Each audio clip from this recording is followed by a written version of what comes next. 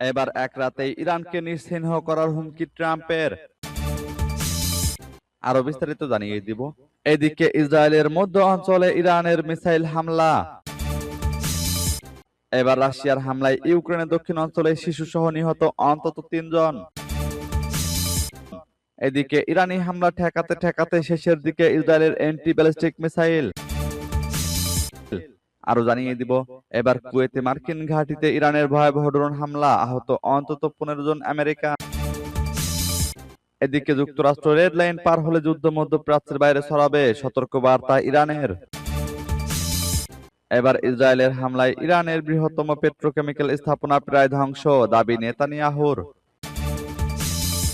এবং সর্বশেষে জানিয়ে দিব, এদিকে ট্রাম্পের এক রাতে গুড়িয়ে দেওয়ার হুমকির কড়া জবাব ইরানের।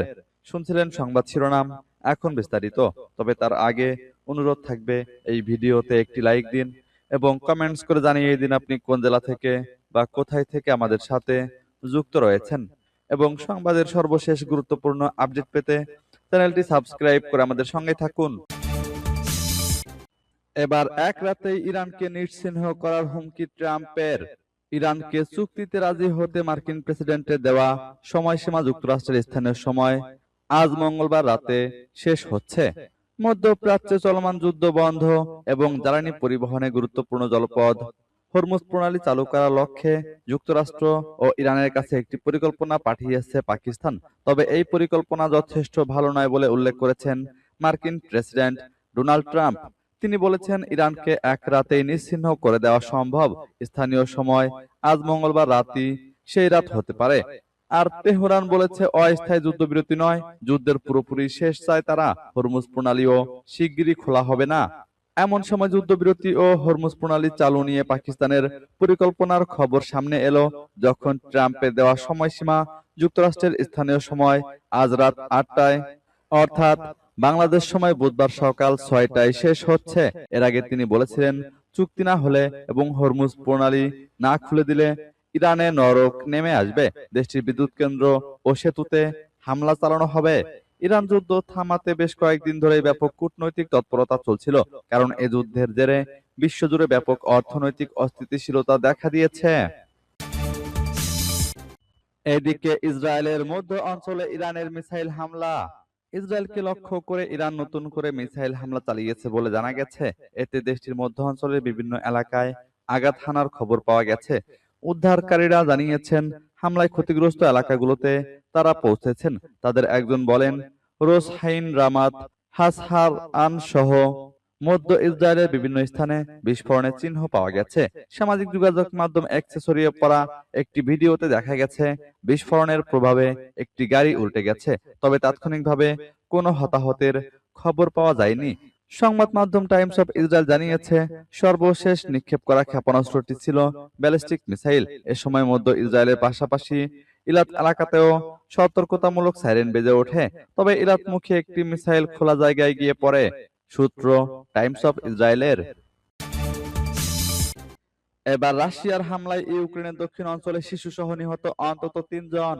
রাশিয়ার হামলায় ইউক্রেনের দক্ষিণ বন্দর নগরী ওডেসায় 3 জন নিহত হয়েছে। নিহতদের মধ্যে একটি শিশুও রয়েছে। সোমবার একজন সামরিক কর্মকর্তা এ তথ্য জানান। কিয়েভ থেকে বার্তা সংস্থা এএফপি এ খবর জানিয়েছে। শহরটির সামরিক প্রশাসনের প্রধান সেরহি লিসাক টেলিগ্রামে জানান, গত রাতে শত্রুপক্ষের হামলার ফলে দুঃখজনকভাবে 3 জনের মৃত্যুর বিষয়টি নিশ্চিত হওয়া গেছে। তাদের মধ্যে একটি শিশুও রয়েছে। উদ্ধারকারীরা ধ্বংসস্তূপ থেকে 4 জনকে উদ্ধার করেছে। জেলেনস্কি এক্সে দেওয়া এক পোস্টে জানিয়েছেন, একজন গর্ভবতী নারী ও 2 শিশু সহ 11 জনকে হাসপাতালে ভর্তি করা হয়েছে, যাদের মধ্যে সবচেয়ে ছোটটির বয়স 1 বছরের কম।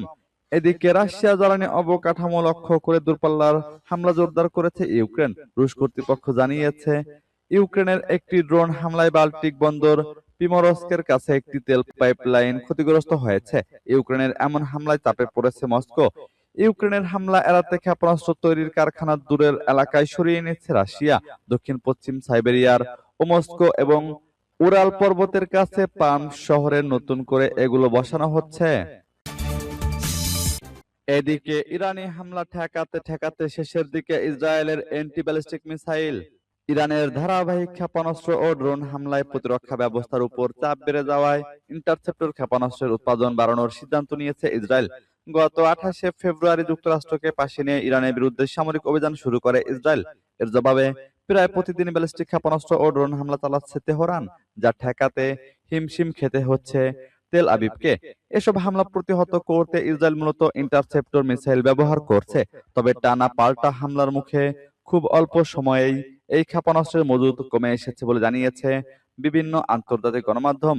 এই পরিস্থিতিতে দেশটির মন্ত্রিসভার অস্ত্র ক্রয় সংক্রান্ত কমিটি জরুরি ভিত্তিতে আরও ক্ষেপণাস্ত্রের উৎপাদন বাড়ানোর অনুমোদন দিয়েছে।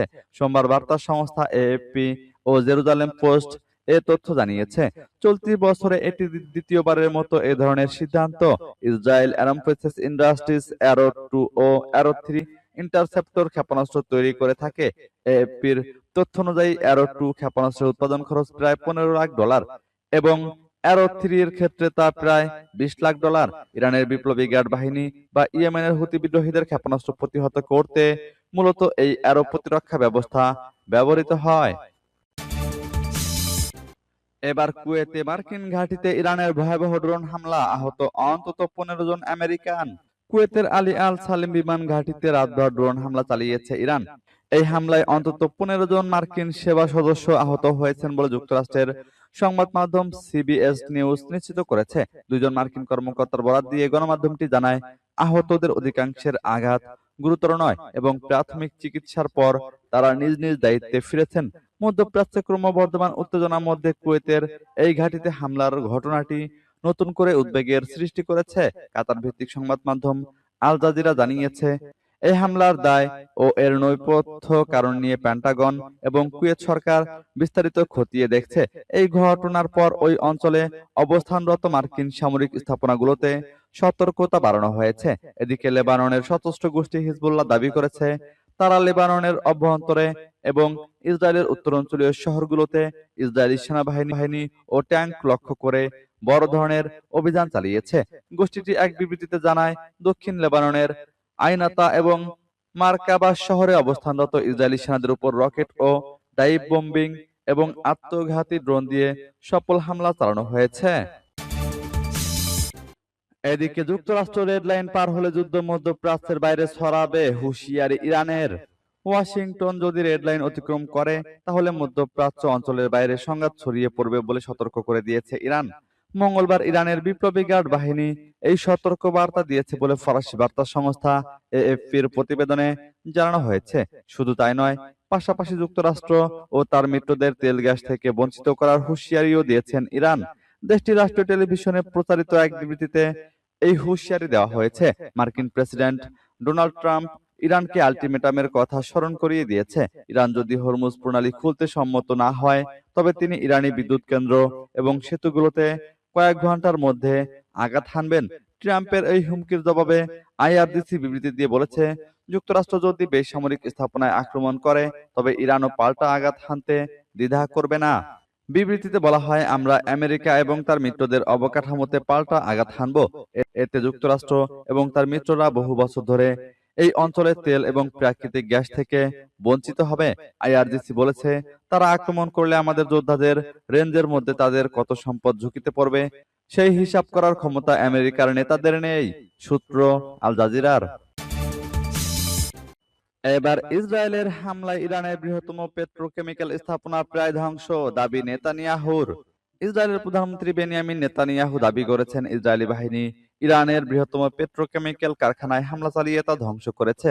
সামাজিক যোগাযোগ মাধ্যম এক্সে দেওয়া এক পোস্টে তিনি বলেন, পরিকল্পিতভাবে ইরানের ইসলামী বিপ্লবী গার্ড বাহিনীর অর্থের উৎস দুর্বল করে দেওয়া হচ্ছে। অন্যদিকে ইসরায়েলি প্রতিরক্ষা বাহিনী এক বিবৃতিতে জানায়, তারা ইরানের দুটি বড় পেট্রোকেমিক্যাল কমপ্লেক্সে আঘাত হেনেছে। এতে দেশটির 85% বেশি পেট্রোকেমিক্যাল রপ্তানি কার্যত অচল হয়ে পড়েছে বলে দাবি করা হয়। আইডিএফ আরো জানায়, আসালুয়ে অঞ্চলের একটি স্থাপনা ইরানের ক্ষেপণাস্ত্র শিল্পের জন্য প্রয়োজনীয় উপাদান তৈরির কেন্দ্র হিসেবে ব্যবহৃত হতো। সূত্র বিবিসির। এদিকে ট্রাম্পের এক রাতে গুঁড়িয়ে দেওয়ার হুমকির কড়া জবাব ইরানের।